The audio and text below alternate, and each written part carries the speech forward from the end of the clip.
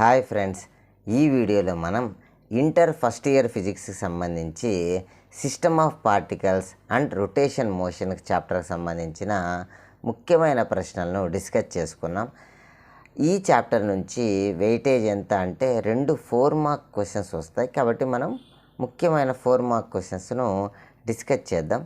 అందులో మొదటి ప్రశ్నను ఇక్కడ కానీ పరిశీలన చేస్తే, distinguish between centre of mass and centre of gravity. Centre of mass మరియు సెంటర్ ఆఫ్ గ్రావిటీలను డిఫరెన్సెస్ చెప్పమని అడుగుతున్నారు. ఇక్కడ మొదటి point, a point at which total mass of a body appear to be concentrated is called centre of mass. మొత్తం ఒక ఆబ్జెక్ట్కి సంబంధించిన మొత్తం మాస్ అంటే the amount of matter in an object అనమాట. ఒక ఆబ్జెక్ట్లో ఉన్న మ్యాటర్నే మనం మాస్ అంటాం. ఆ మాస్ మొత్తం ఏ పాయింట్ కాడైతే కాన్సన్ట్రేట్ అయినట్టు అనిపిస్తుందో దాన్ని సెంటర్ ఆఫ్ మాస్ అంటారు. మరి సెంటర్ ఆఫ్ గ్రావిటీ అంటే a point of object through which total weight act is called centre of gravity అనమాట. సెంటర్ ఆఫ్ గ్రావిటీ ఇది మొత్తం వెయిట్ ఏ పాయింట్ కాడుందో ఆ పాయింట్ అనుకోవచ్చు అనమాట. మొత్తం వెయిట్ అంటే ఏంటి అంటే, ఉదాహరణకు ఈ పెన్ తీసుకుంటే ఈ పదార్థాన్ని ఎర్త్ తన సెంటర్ వైపుకు ఫుల్ చేస్తూ ఉంటుంది. ఈ పుల్లింగ్ ఫోర్స్నే మనం ఏమంటామంటే వెయిట్ ఆఫ్ ద ఆబ్జెక్ట్ అంటాం. ఈ మొత్తం వెయిట్ ఏ పాయింట్ కాడ ఉన్నట్టు అనిపిస్తుందో దాన్ని సెంటర్ ఆఫ్ గ్రావిటీ అని అంటాం. సెంటర్ ఆఫ్ మాస్ అంటే ఈ మొత్తం పదార్థం లోపల మ్యాటర్ ఉంది కదా, ఈ మ్యాటర్ అనమాట. ఈ మ్యాటర్ ఎక్కడికి పోయినా మారదు. బట్ ఎర్త్ పుల్లింగ్ ఫోర్స్ అనేది ఆ ప్లానెట్ని బట్టి మారుతుంది. ఒకే ప్లానెట్లో పోల్స్ వద్ద, ఈక్వేటర్ వద్ద కూడా ఇలా మారుతూ ఉంటుంది అన్నమాట. సరే, next point, centre of Maslow next point, it refers to mass of the body. ఇది సెంటర్ ఆఫ్ మాస్ అనేది మాస్ని తెలియజేస్తుంది. సెంటర్ ఆఫ్ గ్రావిటీ అనేది it refers to weight of all particles of the body. అన్ని పార్టికల్స్కి సంబంధించిన వెయిట్ను రిప్రజెంట్ చేస్తుంది అన్నమాట. Next point, it is independent to acceleration due to gravity. ఇది gravity మీద డిపెండ్ కాదు.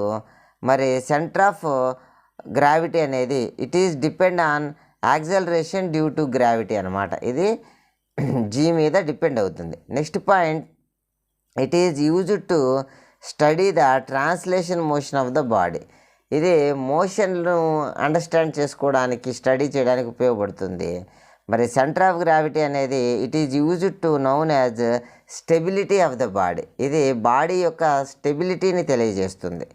Next, for small and regular body centre of mass coincide with centre of gravity. Centre of mass, centre of gravity uniform ఆబ్జెక్ట్లకి, regular geometrical ఆబ్జెక్ట్లకి రెండు కూడా ఒకటే పాయింట్ని సూచిస్తాయి.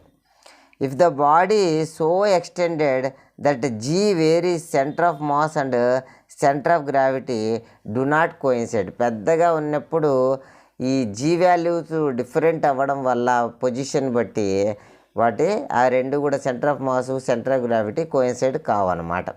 ఇది ఫస్ట్ క్వశ్చన్. మరి నెక్స్ట్ ప్రశ్నను మనం ఇక్కడ ఒకసారి పరిశీలన చేద్దాం. Find the torque of the force అనమాట. ఇక్కడ టార్క్ కనుక్కోమంటున్నారు, టార్క్ టౌన్ కనుక్కోమంటున్నారు. ఫోర్స్ ఇచ్చారు. About the origin the force act on the particle whose position vector is I-J+K అనమాట. ఇక్కడ టౌ కనుక్కోమంటున్నారు. ఫోర్సు మరియు పొజిషన్ వెక్టర్ ఇవ్వడం జరిగింది. So torque tau equal to R bar cross F bar అనమాట. R bar cross F bar. ఈ రెండిటి యొక్క క్రాస్ ప్రోడక్టే టౌ అవుతుంది. మరి క్రాస్ ప్రోడక్ట్ ఎలా చేయాలి అనేది మనం చూస్తే, I-J-Kల యొక్క కోఎఫిషియంట్లను మనము తీసుకున్నాం. ఓకే, మొదటగా I-J మరియు K తీసుకుంటే వీటి యొక్క కోఎఫిషియంట్లు, ఫోర్స్కి సంబంధించినటువంటి కోఎఫిషియంట్లు మరియు ఆర్కి సంబంధించిన కోఎఫిషియంట్లు. మొదటగా ఇక్కడ R క్రాస్ F కదా, ఆర్కి సంబంధించిన కోఎఫిషియంట్లు రాస్తే చూడండి, ఇక్కడ గమనించండి, 1 ఇక్కడ ఐ మైనస్ జే ప్లస్ కే కదా, దీని కోఎఫిషియంట్ 1, దీని కోఎఫిషియంట్ 1, దీని కోఎఫిషియంట్ కూడా 1 అనమాట. 1 ఇది -1 ఇది 1 అనమాట. సో ఇవి కోఎఫిషియంట్లు. మరి ఫోర్స్కి సంబంధించిన కోఎఫిషియంట్లు 7i plus 3j minus 5k కదా. కోఎఫిషియంట్లను కనుక గమనిస్తే ఐజేకేలకు సంబంధించిన కోఎఫిషియంట్లు గమనిస్తే 7, 3, -5. సో ఇవి ఇక్కడ రాస్తే 7, 3, -5 ఇలా రాస్తే వీటికి సంబంధించిన క్రాస్ ప్రోడక్ట్ ఎలా చేయాలి అనేది మనం ఒకసారి పరిశీలన చేద్దాం. ఓకే, ఎలా చేయాలి అని అంటే ఏదైతే తీసుకుంటాం, ఉదాహరణకు ఐ తీసుకుంటే ఐకి సంబంధించిన అడ్డు వరుస, ఐకి సంబంధించిన నిలువు వరుసను మనం పక్కన పెట్టేసి ఈ మధ్యలో ఉన్నవి క్రాస్ ప్రోడక్ట్ చేయాలన్నమాట. సో ఇక్కడ క్రాస్ ప్రోడక్ట్ చేస్తే ఐకి సంబంధించి ఎంత వస్తుంది అంటే క్రాస్ ప్రోడక్ట్ చేస్తే దీన్ని దీంతో దీంతో హెచ్ఎం చేయాలా. -5 -1 ఏమవుతుందంటే +5 అవుతుంది. 5 1 జా 5 మైనస్ ఇంటూ మైనస్ ప్లస్ అనమాట. -3 1 జా 3 అనమాట. ఓకే, నెక్స్ట్ జేకి సంబంధించి క్యాలిక్యులేట్ చేసేటప్పుడు జే యొక్క నిలువు వరుస, జే ఉన్నటువంటి అడ్డు వరుసను రిమూవ్ చేయాలి. ఓకే, చేస్తే ఇక్కడ -j తీసుకోవడం జరుగుతుంది. ఆ టర్ములు తీసేసి మిగిలిన వాటిని మనం కనుక గమనిస్తే 1 × -5 -5, అదేవిధంగా 1 × 7 -7 అనమాట. నెక్స్ట్ ప్లస్ కేకి సంబంధించి మనం కనుక్కోవాలంటే కే ఉన్న నిలువు వరుస, కే ఉన్న అడ్డు వరుసను మనం తీసేయాలన్నమాట. తీసేసి మిగిలినట్టు చేస్తే 1 × 3 3 -7 × -1 7 × -1 -7 అవుతుంది. ఆల్రెడీ మధ్యలో మైనస్ ఉంది కదా, మైనస్ ఇంటూ మైనస్ +7 అవుతుంది. సో కింద దీన్ని రాస్తే ఏమవుతుందంటే 7 - 5 - 3 2 కాబట్టి 2i. ఇక్కడ -7 -5 -12 బయట ఒక మైనస్ ప్లస్ అవుతుంది. Minus into minus plus +12j plus 3 + 7 10 అనమాట, +10k. సో ఇది టార్క్ టౌ యొక్క వెక్టర్. మరి దీని యొక్క రిజల్టెంట్ కనుక్కోవాలా అని అంటే modulus of torque equal to ఏమవుతుందంటే √i coefficient square plus j coefficient square plus z coefficient square అనమాట. 2 స్క్వేర్ ఎంత అవుతుంది? 4 అవుతుంది. 12 స్క్వేర్ 144, 10 స్క్వేర్ 100 అనమాట. మొత్తం యాడ్ చేస్తే 100 + 144 244. సో 248 √248 యూనిట్స్ అనమాట దీని యొక్క మ్యాగ్నిట్యూడ్ ఆఫ్ ద టార్క్ వచ్చి. మరి నెక్స్ట్ ప్రశ్నను మనం పరిశీలన చేద్దాం. Next question, define angular velocity, derive the relation between linear velocity and angular velocity అనమాట. ఓకే, మొదటగా ఓ సర్క్యులర్ పాత్ను మనం తీసుకున్నాం. ఈ సర్క్యులర్ పాత్లో ఇది సెంటర్, ఇది ఒక పి అనే పాయింట్ అనమాట. ఇది సర్క్యులర్ పాత్లో రొటేషన్ అవుతూ ఉంది. ఒక టీ టైం తర్వాత అది ఇక్కడికి చేరుకునేది అనమాట, టీ సెకండ్స్ తర్వాత. సో ఎంత మామూలు డిస్ప్లేస్మెంట్ అయితే ఈ పాయింట్ కానించి ఈ పాయింట్కి ఉండే దూరం ఫిక్స్డ్, ఈ పాయింట్కి కానీ ఈ పాయింట్కి కానీ. సో మామూలు లీనియర్ డిస్ప్లేస్మెంట్ ఉండదు. మరి ఏం డిస్ప్లేస్మెంట్ ఉంటుందంటే యాంగులర్ డిస్ప్లేస్మెంట్ ఉంటుంది. దీన్ని థీటాతో రిప్రజెంట్ చేస్తామన్నమాట. ఓకే, యాంగులర్ డిస్ప్లేస్మెంట్ అనేది ఉంటుంది.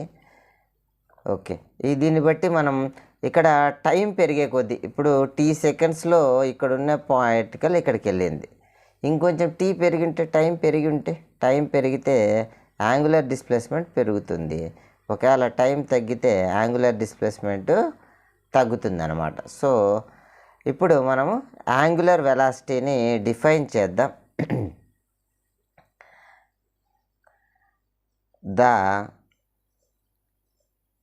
Rate of change of angular displacement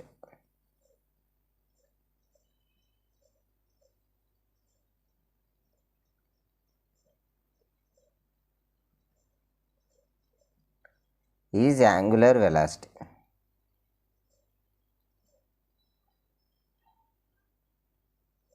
is called angular velocity అన్నమాట.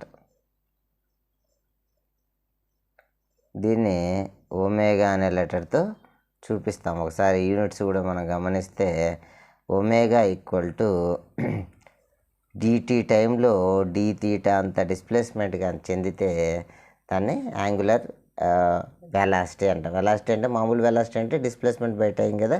ఇక్కడ యాంగులర్ సర్క్యులర్ పాత్లో వచ్చినప్పుడు అన్ని యాంగులర్ వస్తాయి. Angular displacement by time angular velocity. మరి యూనిట్స్కి వస్తే యాంగులర్ డిస్ప్లేస్మెంట్కి యూనిట్స్ రేడియన్లు, టయానికి యూనిట్స్ సెకండ్లు. సో యాంగులర్ వెలాసిటీకి యూనిట్లు రేడియన్ బై సెకండ్ అనమాట.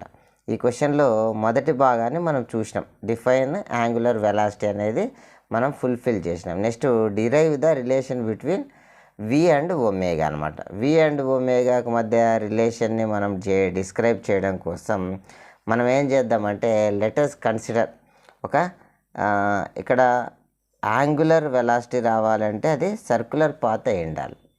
సో సర్క్యులర్ పాత్లో మనం లెటర్స్ కన్సిడర్ ఏ పి అనే పార్టికల్. Okay, let us consider a particle is moving. ఈ సర్క్యులర్ పాత్లో ఒక పార్టికల్ మూవ్ అవుతూ ఉన్నట్టు మనం తీసుకున్నాం. మూవింగ్ ఆన్ సర్కంఫరెన్స్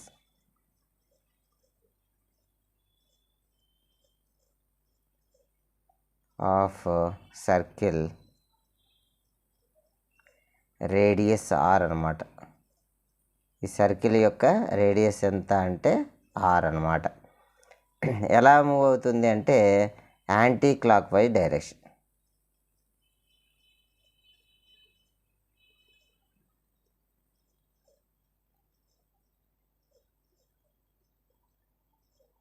ఓకే, ఇక్కడ ఇది సెంటరు. ఇక్కడ నుంచి ఏదైనా ఒక పార్టికల్ యాంటీ క్లాక్ వైజ్ డైరెక్షన్లో ఇలా మూవ్ అవుతుంది అని అనుకున్నాం. టీ సెకండ్స్లో ఒక స్మాల్ ఇంటర్వెల్ను మనం ఇమాజిన్ చేద్దాం. డిటీ అనే టైంలో డి తీటా అనే డిస్ప్లేస్మెంట్ చెందిందనమాట. దీని యొక్క రేడియస్, ఈ సర్కిల్ యొక్క రేడియస్ ఆర్ అనుకున్నాం. ఇక్కడి నుంచి ఇక్కడికి డిస్టెన్స్ వచ్చి డిఎక్స్ అని అనుకున్నాం. సో ఇక్కడ ఆర్క్ ఈక్వల్ టు, ఇది ఆర్క్ అనమాట. ఈ భాగాన్ని మనం ఏమంటాం, ఇక్కడ ఎంత దూరం కదిలింది అని అంటాం కదా. ఈ దూరాన్ని, ఈ అంచు వెంబడి కదిలిన ఈ దూరాన్ని మనం ఆర్క్ అని అంటాం. ఆర్క్ ఈక్వల్ టు జనరల్గా ఏమవుతుంది, రేడియస్ ఇంటూ డిస్ప్లేస్మెంట్. ఆ దూరం ఎంత అంటే ఇంత దూరం అయినా ఇంత యాంగిల్ కదిలింది. So dx equal to arc equal to radius into angle అనమాట. So dx equal to r d theta. మొత్తం ఈక్వేషన్ని differentiating with respect to the time, ఎందుకంటే టైం మారే కొద్దీ ఆర్క్ మారుతుంది అన్నమాట.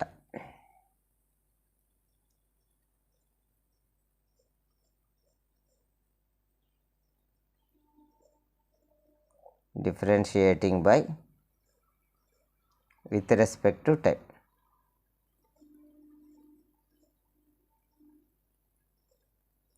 సో టైంతో మనము డిఫరెన్షియేట్ చేస్తే ఏమవుతుందంటే dx by dt equal to r అనేది రేడియస్ కాన్స్టెంట్ కాబట్టి దాన్ని మనం ఏమి డిఫరెన్షియేట్ చేయలేము, టైంతో ఏమీ మారదు. So d theta by dt, dx by dt displacement by time. Displacement by time ఏమవుతుంది? వెలాసిటీ అవుతుంది. అదేవిధంగా r d theta by dt, angular displacement by time ఏమవుతుంది? యాంగులర్ వెలాసిటీ అవుతుంది. So v equal to r omega అని మనము ఇలా వాటి మధ్య రిలేషన్ని ప్రూవ్ చేయొచ్చు. సో డిఫైన్ చేసినాం. యాంగులర్ వెలాసిటీని డిఫైన్ చేయమంటే the rate of change of angular velocity, angular displacement is angular velocity, relation v is equal to r omega అనమాట. మరి నెక్స్ట్ ప్రశ్నను పరిశీలించాలి. ఓకే, నెక్స్ట్ క్వశ్చన్ చదువుదాం. Define vector product. Vector product అంటే ఏంది? Explain the properties of vector product with 2 example. Vector ప్రాపర్టీస్ను explain చేసి 2 ఎగ్జాంపుల్స్ను రాయమని అంటున్నారనమాట. మొదటగా వెక్టార్ ప్రోడక్ట్ను డిఫైన్ చేయడం కోసం మనము ఏ బి అనే 2 వెక్టార్లు ఉన్నాయి అని అనుకున్నాం. ఓకే, ముందు డయామెట్రికల్గా చూపిద్దాం. ఏ అనే వెక్టార్ ఇది. ఓకే, ఇది ఏ అనే వెక్టర్, తర్వాత ఇది బి అనే వెక్టర్ అనుకున్నాం. ఈ రెండిటి యొక్క రిజల్టెంట్ ఎలా ఉంటుంది అని అంటే ఇలా ఉంటుందన్నమాట. అంటే ఏకి పర్పెండికులర్గా ఉంటుంది, బికి కూడా పర్పెండికులర్గా ఉంటుంది. ఈ రెండిటి యొక్క క్రాస్ ప్రోడక్ట్ ఏ వెక్టర్ మరియు దాన్ని బి వెక్టర్ వైపు వేళ్ళు ముడిస్తే బొటనేల్ అనేది రిజల్టెంట్ వెక్టార్ని చూపిస్తుంది. ఓకే, ఈ రెండింటి మధ్య యాంగిల్ థీటా అని అనుకున్నాం. ఇది resultant vector. So a cross b అనమాట. దీన్ని మాటల రూపంలో మనం డిఫైన్ చేసే ప్రయత్నం చేద్దాం. Okay, consider a comma b are 2 vectors.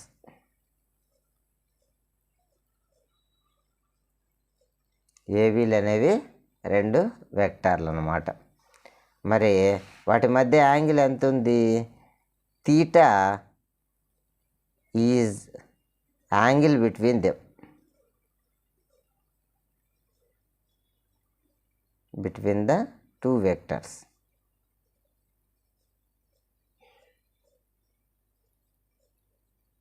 ఆ రెండింటి మధ్య థీటా యాంగిల్ అనమాట. ఇప్పుడు వెక్టార్ ప్రోడక్ట్ అంటే ఏంది?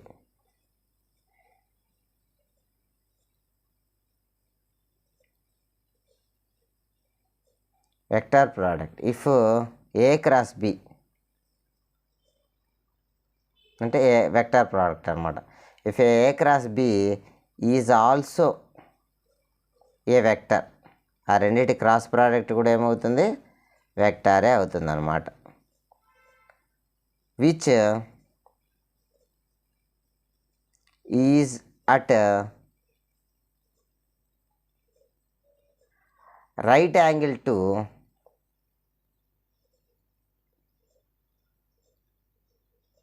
both a vector and b vector, a vector comma b vector అన్నమాట. ఇక్కడ డయాగ్రామ్లో మనం ఏదైతే చెప్పినామో ఇది ఏ వెక్టారు, ఇది బి వెక్టార్. దాని యొక్క రిజల్టెంట్ వెక్టార్ ఎలా ఉంటుంది? ఏ వెక్టార్కు బి వెక్టార్ రెండింటికి పర్పెండికులర్గా ఉంటుందన్నమాట. ఓకే, దీన్ని మనం మ్యాథమెటికల్గా చూపితే ఏమవుతుంది అంటే a cross b equal to వాటి యొక్క మ్యాగ్నిట్యూడ్ గమనిస్తే ఏ బార్ యొక్క మ్యాగ్నిట్యూడ్ డాట్ బి బార్ యొక్క మ్యాగ్నిట్యూడ్ సైన్ థీటా అనమాట. థీటా అనేది ఆ 2 వెక్టార్ల మధ్య యాంగిల్. ఎన్ క్యాప్ అనేది ఇది రిజల్టెంట్ వెక్టార్ యొక్క యూనిట్ వెక్టర్. ఈ రిజల్టెంట్ వెక్టార్ ఉంది కదా, దీని యొక్క యూనిట్ వెక్టార్ అనమాట. సో ఈ విధంగా మనము క్రాస్ ప్రోడక్ట్ని ఈ విధంగా మనం డిఫైన్ చేయడం జరుగుతుంది. A cross b is equal to ab sine theta n cap అనమాట. ఓకే, ఎన్ క్యాప్ అనేది రిజల్టెంట్ వెక్టర్ దృష్ట్యా unit vector. It is a unit vector along the resultant direction. Okay, ఇప్పుడు వెక్టార్ ప్రోడక్ట్ యొక్క ప్రాపర్టీస్ని చూద్దాం.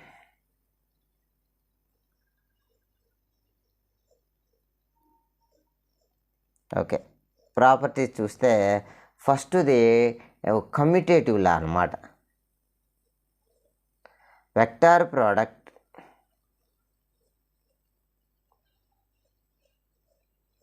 అంటే ఏ క్రాస్ బి అనమాట. Does not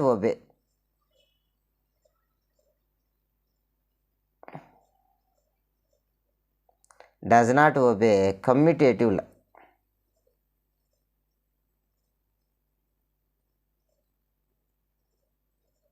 commutative లాను ఒబే చేయదు. అంటే ఏంటంటే a cross b, a vector cross b vector does not equal to b vector cross a vector అనమాట. రెండు ఒకదానికొకటి సమానం కాదు. మరి ఎలా ఉంటుంది అని అంటే యాక్చువల్లీ ఈక్వల్ కావాలంటే ఏం చేయాలి అంటే a vector cross b vector is equal to minus b vector cross a vector అవుతుంది అనమాట. రెండిటి యొక్క మ్యాగ్నిట్యూడ్ సమానమైనప్పటికీ డైరెక్షన్ అనేది మారిపోతుంది. సో సెకండ్ లాని చూద్దాం. సెకండ్ లాని చూస్తే vector product obeys distributive law. Vector product obeys distributive లా.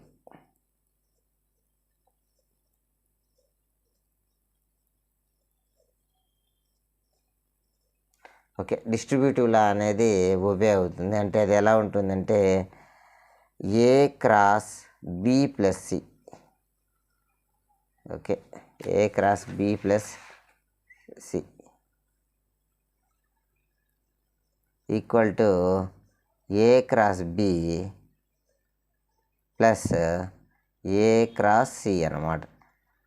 ఇది డిస్ట్రిబ్యూటివ్ లాను వెక్టార్ ప్రోడక్ట్ అనేది ఒబే చేయడం అనేది జరుగుతుంది. నెక్స్ట్ మూడో నియమాన్ని చూద్దాం. Vector product of two parallel vectors is zero. Vector product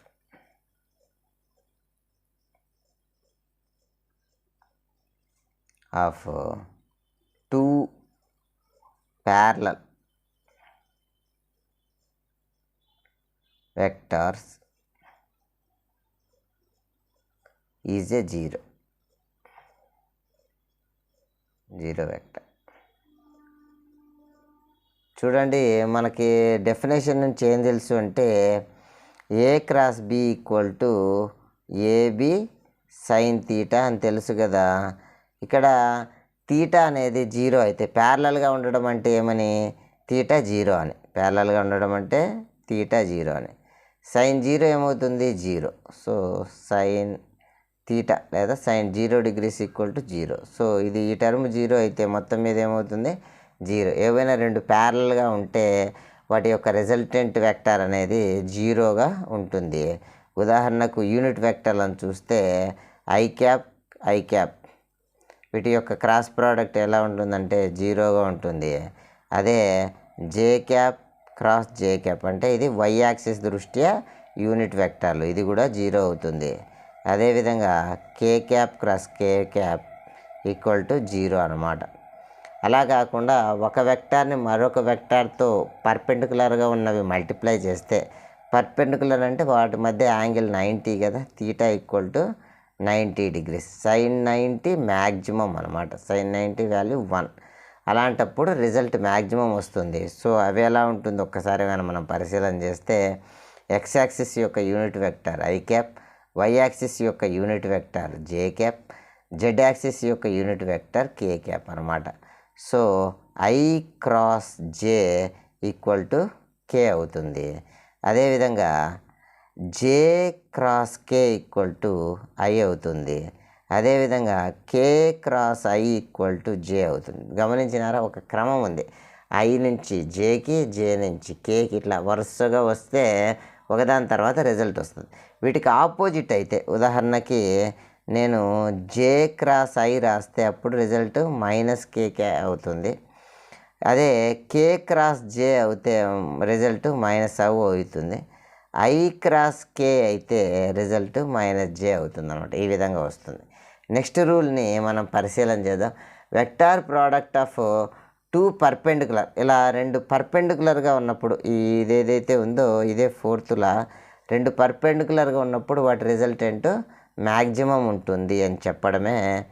so vector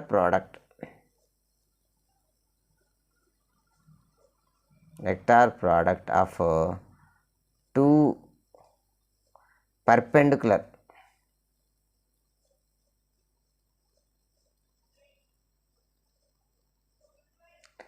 perpendicular vectors is maximum magnitude. Maximum in magnitude అన్నమాట.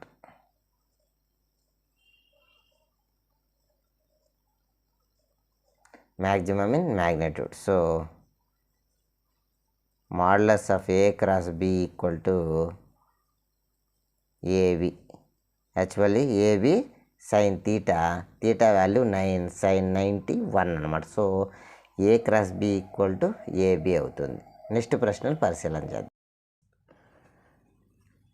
నెక్స్ట్ ప్రశ్నను మనం పరిశీలిద్దాం. నెక్స్ట్ ప్రశ్న ఏంటంటే define angular acceleration. Angular acceleration అంటే ఏంది? అంటే టార్క్ అంటే ఏంటి? Establish the relation between them, వాటి మధ్య రిలేషన్ని మనం ఎస్టాబ్లిష్ చేయాలన్నమాట. మొదటగా దీన్ని మీనింగ్ఫుల్గా లర్న్ చేయడం కోసం ఒక యాంగులర్ అని అంటేనే ఒక సర్క్యులర్ పాత్లో ఉన్నటువంటి విషయము అని మనం గుర్తించాలి. ఒక సర్క్యులర్ షేప్ ఉన్నటువంటి సైకిల్ రిమ్ లాంటి వస్తువు, దాంట్లో పి అనే పార్టికల్ కలదు అని అనుకున్నాం. ఇది కొంత యాంగులర్ స్పీడ్తో తిరుగుతూ ఉందన్నమాట. ఇనిషియల్గా దీని స్పీడ్ 0, తర్వాత కొంత ఫోర్స్ ఎక్స్టర్నల్గా మనం కొంత ఫోర్స్ అప్లై చేస్తానే దానికి యాంగులర్ వెలాసిటీ కలిగిందనమాట. ఇలా కంటిన్యూగా ఎక్స్టర్నల్ ఫోర్స్ ఇస్తూ ఉంటే యాంగులర్ వెలాసిటీలో చేంజ్ వస్తుంది. మొదట అసలు వెలాసిటీనే లేదు, తర్వాత యాంగులర్ వెలాసిటీ కొంత కలిగింది. యాంగులర్ వెలాసిటీతో టైం మనం కంటిన్యూగా ఫోర్స్ ఇస్తూ ఉంటే యాంగులర్ వెలాసిటీ ఇంక్రీజ్ అయ్యిందనమాట. యాంగులర్ టైంతో యాంగులర్ వెలాసిటీ ఇక్కడ ఏమవుతుంది? ఇంక్రీజ్ అవుతూ ఉంది.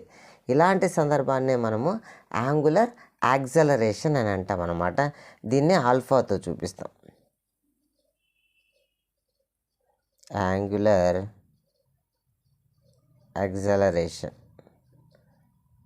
యాక్సలరేషన్ని ఆల్ఫా అనే లెటర్తో చూపిస్తారు. ఇది దేని మీద డిపెండ్ అవుతుంది అంటే టైంతో యాంగులర్ వెలాసిటీ పెరగడాన్ని dω/dtనే మనము యాంగులర్ యాక్సలరేషన్ అంటాం. వర్డింగ్లో చూద్దాం. Rate of change of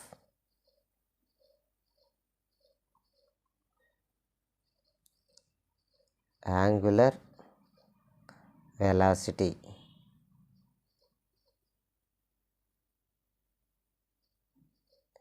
is called angular acceleration.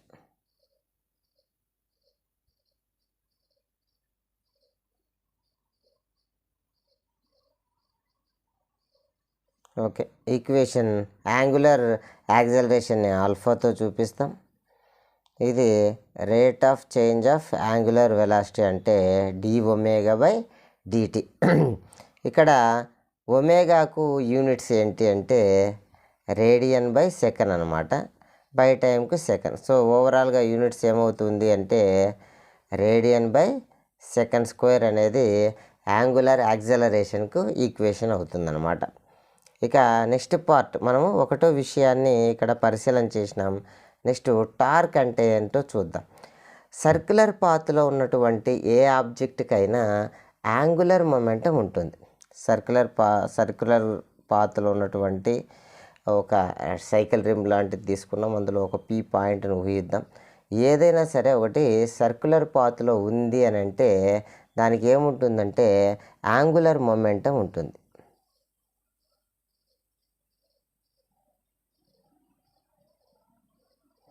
మనకు linear momentum P = mass into velocity అని తెలుసు కదా.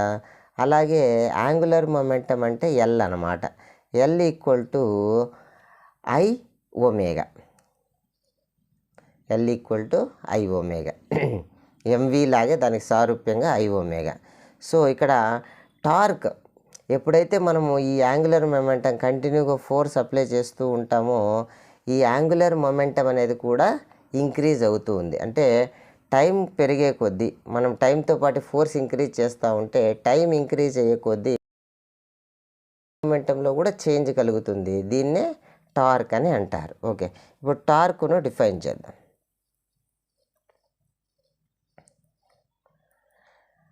సర్క్యులర్ పాత్లో తిరగడానికి 2 ఫోర్సెస్ అవసరం అవుతాయి కదా, అలాంటిదే ఇది. ఓకే, ఇక్కడ rate of change of angular momentum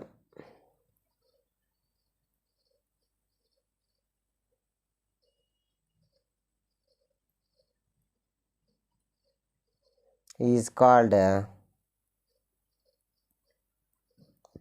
torque అన్నమాట. సో ఈక్వేషన్ రూపంలో రాస్తే టార్క్ను టౌ అనే లెటర్తో చూపిస్తాం, dL/dt అన్నమాట. ఓకే, ఈ విధంగా మనము టౌను డిఫైన్ చేయొచ్చు. ఇప్పుడు టౌకి మరియు ఆల్ఫాకి మధ్య ఉన్న రిలేషన్ని మనము ఎస్టాబ్లిష్ చేసే ప్రయత్నం చేద్దాం. ఈక్వేషన్ ఇంకొంత ముందరికి తీసుకెళ్దాం.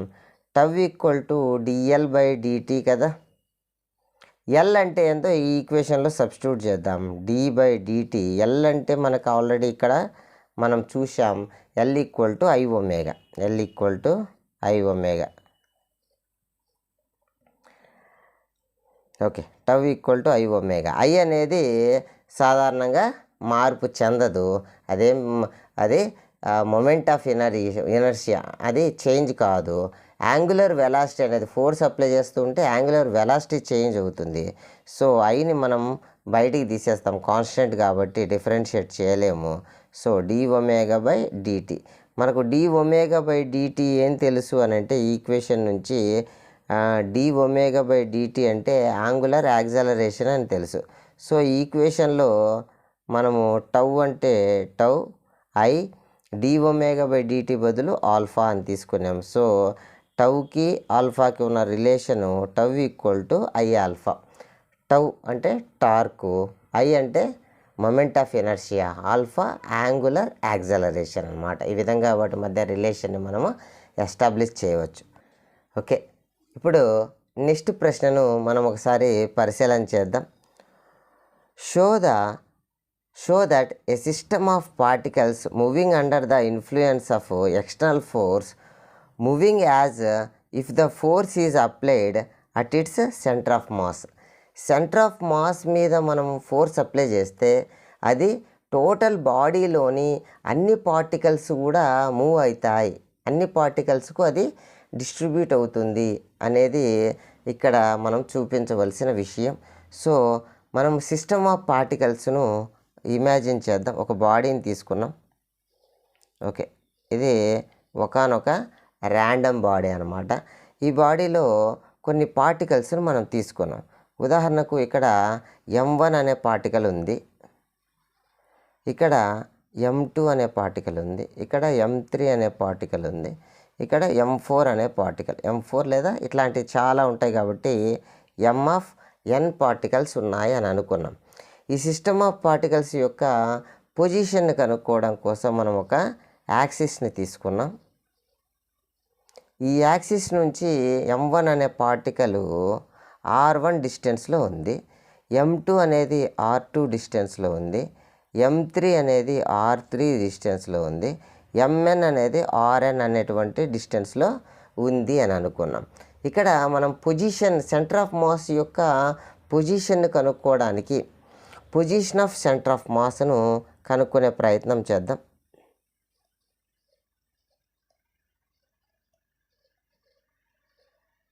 Position of centre of mass r CM is equal to M1 R1 plus M2 R2 plus అలాంటివన్నీ ఉంటాయి, చాలా ఉంటాయి కాబట్టి Mn Rn అన్నమాట, divided by M1 plus M2 plus dash dash dash m n అనమాట. ఇక్కడ కింద ఉన్న భాగాన్ని ఒకసారి మనం పరిశీలన చేస్తే అన్ని మాసెస్ యొక్క సమ్ ఏమవుతుంది, మొత్తం బాడీ యొక్క సమ్ అవుతుంది. దాని యొక్క మాసు, మొత్తం బాడీ యొక్క మాసు క్యాపిటల్ ఎం అనమాట. సో దీని బదులు మనము క్యాపిటల్ ఎం రాద్దాం. సో పొజిషన్ యొక్క centre of mass equal to m1 r1 plus m2 r2 plus dash dash dash mn rn by capital M అనమాట. ఇప్పుడు మనకు సెంటర్ ఆఫ్ మాస్ యొక్క పొజిషన్ ఎక్కడో తెలిసింది. ఆబ్జెక్ట్లో ఒక ఆబ్జెక్ట్ యొక్క సెంటర్ ఆఫ్ మాస్ యొక్క పొజిషన్ తెలిసింది. ఇప్పుడు మనం ఎక్స్టర్నల్గా ఫోర్స్ అప్లై చేస్తే ఏమవుతుంది, ఆబ్జెక్టు మూవ్ అవుతుంది. ఆబ్జెక్ట్ మూవ్ అయితే దానికి ఎంతో కొంత వెలాసిటీ అనేది ఉంటుందన్నమాట. సో ఆ సెంటర్ ఆఫ్ మాస్ యొక్క వెలాసిటీని మనం రికగ్నైజ్ చేసే ప్రయత్నం చేద్దాం. సో సెంటర్ ఆఫ్ మాస్ యొక్క వెలాసిటీ అంటే మనం పొజిషన్ ఏం చేయాలా, డిఫరెన్షియేట్ చేయాలి. So velocity of centre of mass అనమాట. Velocity of centre of mass VCM equal to DRCM by, అంటే పొజిషన్ యొక్క centre of mass by dt. టైంతో డిఫరెన్షియేట్ కానీ చేస్తే మనకి ఏమొస్తుంది అంటే, ఇక్కడ గమనిస్తే కింద దిక్కు బై మాస్ ఉంది. 1/m అనేది కాన్స్టెంట్, దాన్ని మనం ఏం డిఫరెన్షియేట్ చేయలేము. So okay, d/dt of RCM వచ్చి 1/m into m1 r1 plus m2 r2 plus dash dash dash mn rn అన్నమాట. సో ఇక్కడ ఏవైతే కాన్స్టెంట్ మాస్ పదాలు ఉన్నాయో అవి కాన్స్టెంట్. సో ఇది కాన్స్టెంట్, దీనిని డిఫరెన్షియేట్ చేయలేం కాబట్టి బయటికి తీసుకొని వస్తే 1/m d/dt of m1 r1 plus m2 r2. ఇక్కడ మాస్ పదాలు కూడా కాన్స్టెంటే, మాస్ మారదు. సో ఆ పదాలు కూడా మనం బయటికి తెచ్చి డిఫరెన్షియేట్ చేద్దాం. 1/m, ఇక్కడ మొదటి దాంతో m1 constant. So m1 dr1 by dt plus m2 dr2 by dt plus dash dash dash mn బయటికి కామన్ తీస్తాం, drn బై dt అనమాట. మనకు dr/dt position by time, displacement by time ఏమవుతుంది, వెలాసిటీ అవుతుంది అనమాట. So 1/m m1 v1 plus m2 v2 plus dash dash dash mn vn అవుతుంది అనమాట. ఇది వెలాసిటీ యొక్క సెంటర్ ఆఫ్ మాస్. ఇక్కడ మనం ఈ ఆబ్జెక్టుకు ఫోర్స్ అనేది కంటిన్యూగా ఇస్తూ ఉంటే వెలాసిటీలో ఏమవుతుంది, టైం గడిచే కొద్ది వెలాసిటీలో చేంజ్ వస్తుంది. టైంతో వెలాసిటీలో చేంజ్ వస్తుంది. సో టైంతో వెలాసిటీలో చేంజ్ రావడం అంటే ఆ బాడీ ఏమవుతున్నట్టు, యాక్సలరేట్ అవుతున్నట్టు. సో యాక్సలరేషన్ యొక్క సెంటర్ ఆఫ్ మాస్ను మనం కనుక్కున్నాం.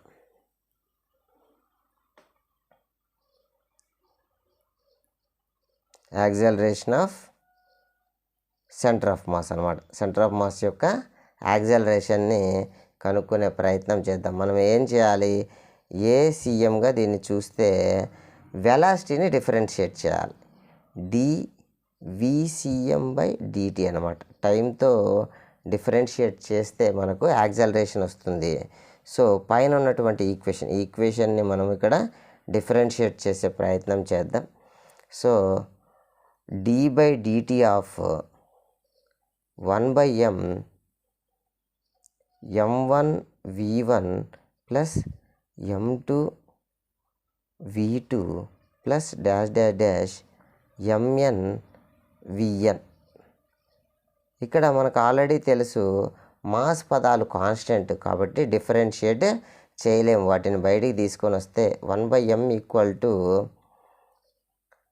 m1 dv1/dt plus m2 dv2/dt plus dash dash dash mn dvn/dt. So rate of change of వెలాసిటీని మనం యాక్సలరేషన్ అంటాం కాబట్టి ఓకే, ఇక్కడ ఈ మాస్ను యువతలకి సెండ్ బ్యాక్ చేద్దాం. ఓకే, ఇక్కడ MACM equal to m1 A1 plus m2 A2 plus dash dash dash mn AN అన్నమాట. మనకు న్యూటన్ సెకండ్ లా ప్రకారం F ఈక్వల్ టు MA అని తెలుసు. F equal to MA. ఇక్కడ m1 A1 ఉన్న కాడ F1 అని, m2 A2 ఉన్న కాడ F2 అని, mn AN ఉన్న కాడ FN అని. అదే యువతల వైపు చూస్తే MACM అంటే ఇది F అనమాట, అంటే ఎక్స్టర్నల్ ఫోర్స్, మనం అప్లై చేసిన external force. So F external equal to, మనం అప్లై చేసిన external force equal to F1 plus F2 plus dash dash dash plus FN అనమాట. దీన్ని బట్టి మనం ఏం చేయొచ్చు, ఈ ఈక్వేషన్ని చూసి the above equation, so if we apply external force it impact all particles అనమాట. మనము ఒక్క external force centre of mass మీద అప్లై చేస్తే అది అన్ని పార్టికల్స్ మీద కూడా అప్లై అవుతుంది అనేది మనల్ని చూపమన్నారు. ఇక్కడ మనము చూపినామన్నమాట. ఆ ఈక్వేషన్ని బట్టి ఆ విషయాన్ని మనం రాద్దాం. The above equation shows if we apply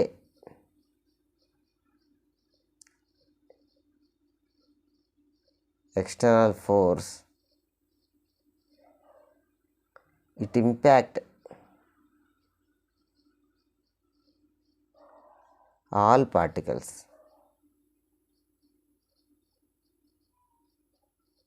of your body. బాడీలోని అన్ని సెంటర్ ఆఫ్ మాస్ మీద ఫోర్స్ అప్లై చేస్తే అన్ని పార్టికల్స్ మీద కూడా అప్లై అవుతుంది అనేదన్నమాట. మరి నెక్స్ట్ ప్రశ్నను మనం పరిశీలన చేద్దాం. The moment of inertia of a flywheel making 300 revolutions per minute is 0.3 kilometre into metre square అనమాట. Find the torque required to bring it rest into 20 seconds. దాన్ని రెస్ట్లోకి తేయడానికి 20 seconds పట్టిందనమాట.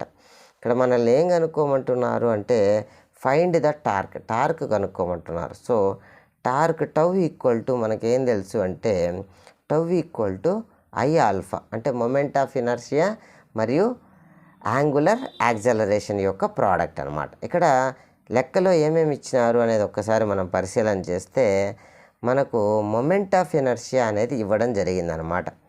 0.3 kg/m². I ఇచ్చినారు. మరి alpha తెలుసా అంటే ఇక్కడ నేరుగా angular acceleration ఇవ్వలేదు, కానీ ఇండైరెక్ట్గా మనకు హింట్ ఇవ్వడం జరిగింది. మనకు ఆల్ఫా అంటే ఏం తెలుసు, I తెలుసు. ఓకే, దానికి పరిస్థితి పక్కన పెడదాం. నెక్స్ట్ ఆల్ఫా అంటే యాంగులర్ యాక్సలరేషన్, అంటే rate of change of angular velocity అనమాట. టైంతో యాంగులర్ వెలాసిటీ చేంజ్ అవ్వడం అంటే యాంగులర్ వెలాసిటీ యొక్క ఫైనల్ మరియు యాంగులర్ వెలాసిటీ యొక్క ఇనిషియల్ బై టైం అని అర్థం. సో యాంగులర్ వెలాసిటీ విషయానికి వస్తే చూడండి, ఇది సర్క్యులర్ పాత్లో ఉంది. ఇది ఎక్కడైనా సరే ఒక స్టార్టింగ్ పాయింట్ తీసుకుంటే ఒక సర్కిల్ కంప్లీట్ చేయడానికి అది ఎంత యాంగులర్ డిస్ప్లేస్మెంట్ చెందుతుందంటే 2π యాంగులర్ డిస్ప్లేస్మెంట్ చెందుతుంది. అదే రెండోసారి తిరిగితే 2π × 2 అనమాట. అదే మూడోసారి కంప్లీట్ చేస్తే 2π × 3 టైమ్స్ అనమాట. అదే n టైమ్స్ తిరిగితే 2π × n టైమ్స్ అనమాట. 2πn. ఒక యాంగులర్ డిస్ప్లేస్మెంట్ ఎంత అంటే 2πn అనమాట. సో ఇక్కడ ఫైనల్ది ఎంత వచ్చిందంటే రెస్ట్ పొజిషన్లోకి వచ్చింది. దాని అలా రావడానికి 20 seconds పట్టింది. So alpha equal to W final minus W initial by time అని అనుకున్నాం కదా. డబ్ల్యూ ఫైనల్ ఎంత అంటే 0, రెస్ట్ పొజిషన్లోకి వచ్చింది. మరి టైం ఎంత అంటే 20 సెకండ్స్. మరి డబ్ల్యూ ఇనిషియల్ ఎంత అని అంటే W initial W initial equal to మనకేం తెలుసు 2πn అని తెలుసు, యాంగులర్ వెలాసిటీ. మరి n ఎంత అంటే ఇక్కడ మనకు లెక్కలో ఇవ్వడం జరిగింది 300 రెవల్యూషన్ పర్ మినిట్ అనమాట. 300 n ఈక్వల్ టు 2π, అది 300 టైమ్స్ తిరుగుతుంది. పర్ మినిట్ అంటే 60 సెకండ్స్ అనమాట. 61 జా 65 జా 30, సో 10π అనమాట. Angular velocity, initial angular velocity ఎంత అంటే 10π. So alpha equal to 0 minus 10π by 20, that equal to -π/2. ఇక్కడ యాంగులర్ యాక్సలరేషన్ తగ్గుతుంది, నెగిటివ్ గుర్తు తగ్గుతుంది అనే విషయాన్ని తెలియజేస్తుంది. రేడియన్ బై సెకండ్ స్క్వేర్ అనమాట, radian by second square. So ఇప్పుడు మనకు టార్క్ టౌ కనుక్కోవడం కోసం మొమెంట్ ఆఫ్ ఇనర్షియా I తెలుసు, మరియు యాంగులర్ యాక్సలరేషన్ ఆల్ఫా తెలుసు. సో ఈ రెండు వాల్యూని ఇక్కడ సబ్స్టిట్యూట్ చేస్తే I వాల్యూ ఎంత అంటే 0.3 kg/m² అని లెక్కలు ఇవ్వడం జరిగింది. మరియు ఇక్కడ π/2 నెగిటివ్ అనేది కేవలము అది తగ్గుతుంది అనే విషయాన్ని తెలియజేస్తుంది. సో నెగిటివ్ను మనం కన్సిడర్ చేయకుండా π/2ని తీసుకున్నాం. So tau equal to okay, ఇంతటితో కంప్లీట్ చేయొచ్చు, లేదా ఇంకొంత సింప్లిఫై చేసి ఏం చేయొచ్చు అని అంటే ఓకే 3ని 3/10 ఇంటూ π/2 దట్ ఈక్వల్ టు 3π/20. ఇంకా సింప్లిఫై చేస్తే పై వాల్యూను 3.14గా తీసుకుంటే, నేను సింప్లిఫై చేస్తే 0.47 న్యూటన్ ఇంటూ మీటర్గా ఆన్సర్ వస్తుందన్నమాట. ఓకే, నెక్స్ట్ ప్రశ్నను మనం పరిశీలన చేద్దాం. Okay, next question, explain the principle of conservation of angular momentum with 2 example. Conservation of angular మొమెంటాన్ని ఎక్స్ప్లెయిన్ చేస్తూ 2 ఎగ్జాంపుల్స్ని తీసుకోవాలన్నమాట. సో ఇక్కడ మనం ఇంతకుముందే మనం చూసుకున్నాం టౌ ఈక్వల్ టు dl/dt అని, dl/dt. సో ఇక్కడ ఎప్పుడైతే according to conservation of angular momentum అంటే టౌ ఎక్స్టర్నల్, మనం ఎక్స్టర్నల్గా అప్లై చేసే ఫోర్స్ అనేది 0 అవుతుందన్నమాట. So dl/dt equal to 0. ఎప్పుడైనా ఒక డిఫరెన్షియేషన్ 0 అంటే దాని వాల్యూ కాన్స్టెంట్ అని, L equal to constant. So angular momentum అనేది కాన్స్టెంట్. సో L కాన్స్టెంట్ అంటే L అంటే మనకేం తెలుసు, I ఒమేగా అని తెలుసు. So I omega equal to constant. ఆ రెండిటి ప్రోడక్ట్ కాన్స్టెంట్ అంటే ఒకటి ఎక్కువ అయిందంటే ఇంకోటి తక్కువ అవుతుంది అని అర్థం. ఉదాహరణకి రెండిటి ప్రోడక్ట్ 12 అని అనుకున్నాం అంటే 6 2 12 ఈక్వల్ టు 6 2 12, లేదా 1 12 అంటే ఒకటి తగ్గుతుంది అని అంటే రెండోది ఏమవుతుంది, పెరుగుతుంది. ఓవరాల్గా దాని వాల్యూ కాన్స్టెంట్గా ఉంటుందన్నమాట. ఈ విధంగా I ఒమేగా అనేది కాన్స్టెంట్, లేదా I1 omega 1 equal to I2 omega 2 అనేది మనం ఈ కాన్స్టెంట్ లాను బట్టి మనము ఈ ఈక్వేషన్ని డిరైవ్ చేయవచ్చు. ఇప్పుడు 2 ఎగ్జాంపుల్స్ అడిగినారు కదా, ఈ ఈక్వేషన్ని బేస్ చేసుకొని 2 ఎగ్జాంపుల్స్ చూద్దాం. ఉదాహరణకి ఒకరు డ్యాన్స్ వేస్తున్నారు, ఇలా కాళ్ళు చేతులు బాగా దూరంగా జరిపి డ్యాన్స్ వేస్తున్నారు. వాళ్ళకి సంబంధించి I అనేది మొమెంట్ ఆఫ్ ఇనర్షియా అంటే mr² కదా, r దూరం, వాళ్ళ నుంచి దూరం ఎలా ఉంది, ఎక్కువ ఉందన్నమాట. సో దూరం ఎక్కువ ఉంది అని అంటే I వాల్యూ ఎక్కువ ఉంటుంది. సో I వాల్యూ ఎక్కువ ఉంటుంది, omega value angular velocity value తక్కువగా ఉంటుంది. ఇదే డ్యాన్సరు మనకు చేతులు దగ్గరగా పెట్టుకొని డ్యాన్స్ వేస్తున్నారు అనుకున్నాం. అలాంటప్పుడు ఐ వాల్యూ తగ్గుతుంది, ఒమేగా వాల్యూ పెరుగుతుంది. ఓవరాల్గా ఈ రెండింటి ప్రోడక్ట్ వాల్యూ రెండు సందర్భాల్లో సమానం అన్నమాట. ఈ విధంగా మనము ఒకటో ఎగ్జాంపుల్ని చూడవచ్చు.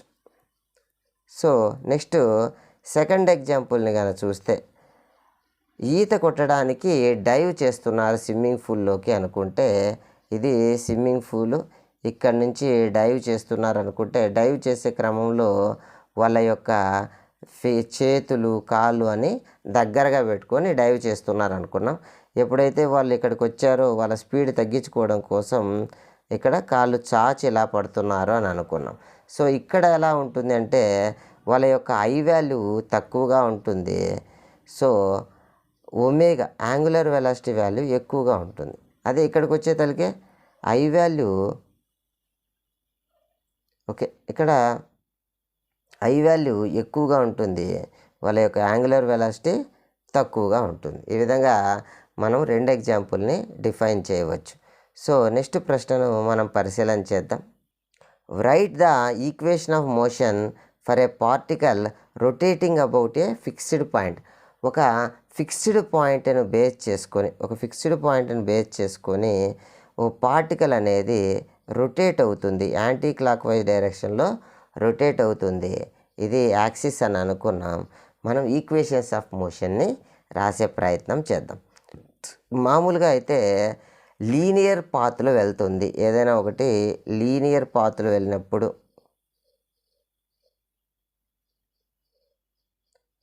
ఈక్వేషన్స్ ఆఫ్ మోషన్స్ ఎలా ఉంటాయి వన్ డైమెన్షన్కి సంబంధించి అంటే, v = u + at, s = ut + ½ at².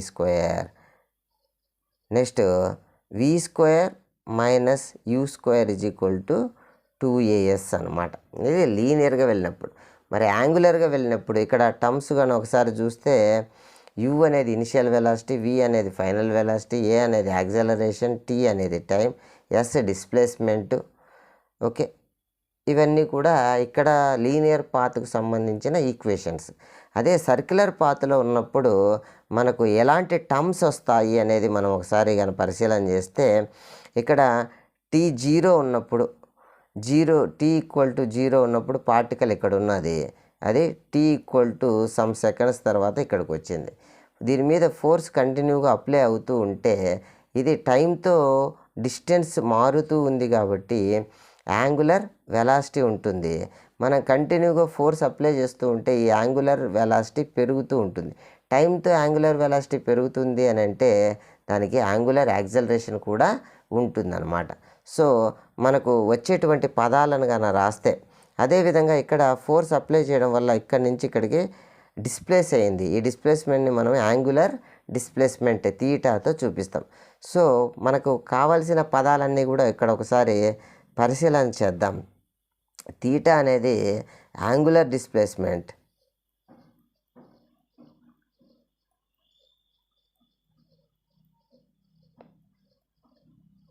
Next అదేవిధంగా ఒమేగా0 అనేది ఇనిషియల్ యాంగులర్ వెలాసిటీ.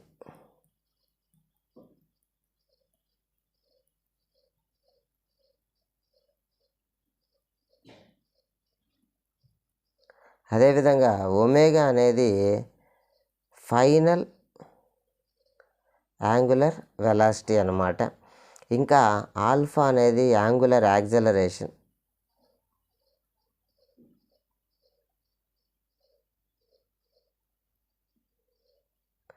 ఇంకా టీ అనేది టైం టేకర్.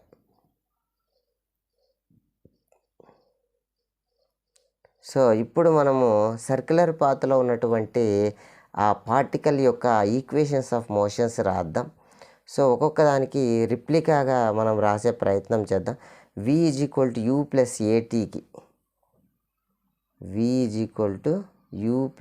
atకి మనం సర్క్యులర్ మోషన్లో ఉన్న ఈక్వేషన్ రాస్తే ఒమేగా = ఒమేగా0 + ఆల్ఫా t అన్నమాట. నెక్స్ట్ ఇది ఒకటో ఈక్వేషన్. నెక్స్ట్ రెండో ఈక్వేషన్కి మనం రాద్దాం. s = యూటీ ప్లస్ హాఫ్ ఏటీ స్క్వేర్. దీనికి రిప్లికెంట్గా సర్క్యులర్ పాత్లో ఉన్న ఈక్వేషన్ని మనం రాసే ప్రయత్నం చేద్దాం.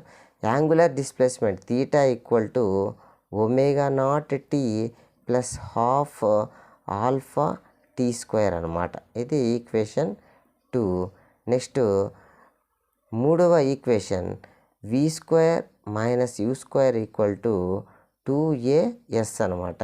దీనికి రిప్లిగా ఉన్నటువంటిది omega square minus omega naught square that is equal to 2 alpha theta.